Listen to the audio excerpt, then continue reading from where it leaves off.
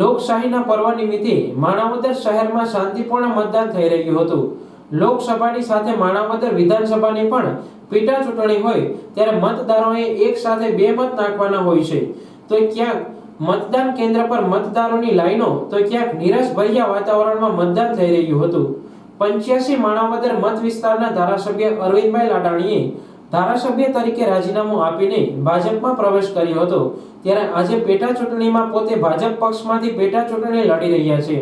તેઓએ પોતાનું મતદાન પોતાના વતન કોડવાવ ગામેથી કર્યું હતું। 85 માણાવદર વિધાનસભા સીટના કોંગ્રેસના ઉમેદવાર હરિભાઈ કણસાગરાએ પરિવાર સાથે પોતાના વતન વડા ગામેથી મતદાન કર્યું હતું।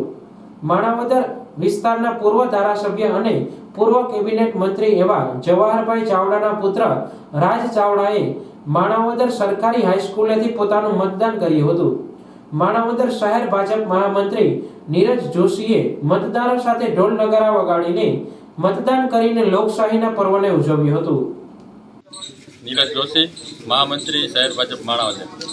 આજરોજ વડાપ્રધાન શ્રી નરેન્દ્રભાઈ મોદી અને મનસુખભાઈ માંડવિયાના આહવાનથી આપણો જે લોકશાહીનો ચૂંટણીનો જે અવસર છે એ આપણે જેમ માણવાનો છે અને ઉજવવાનો છે એ ઉજવણી અંતર્ગત આજરોજ માણાવદર શહેરમાં વોર્ડ નંબર 5 વિસ્તાર તબેલાશેરી વિસ્તારમાં બૂથ નંબર 70 ની અંદર અમે સૌ બૂથના વિસ્તારના લોકો ઢોલ વગાડી અને આ લોકશાહીનો અવસર વાજતે ગાજતે ઉજવી અને અમારો મત કિંમતી મત નાખવા માટે અમે લોકો અત્યારે જઈ રહ્યા છીએ।